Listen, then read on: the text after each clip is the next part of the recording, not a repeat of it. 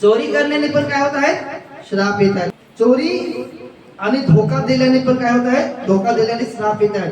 तर त्याच्यामध्ये 27 मध्ये 17 अनुवाद.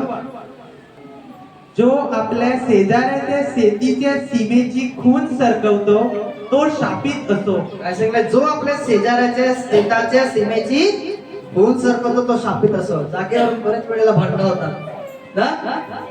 अरे एवढीची माझी आहे, तो सांगेल अरे एवढीची माझी होती, अरे मी आत्ताच हात केलं ते, तो सांगेल मी हे आत्ताच हात केलं ते, अरे मला माहित आहे, तो सांगेल अरे मला माहित आहे.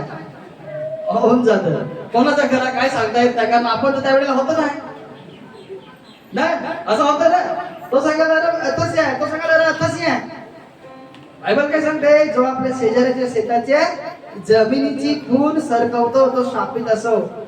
तो सांगेल अरे माझा अठ्ठा पुरुष होता, यो आता पुरुष कुठं गेलाय, माझा पल्लेटाचा पुरुष तो होता, पण कोणा सरकवला, आता गेला. हालेलुया.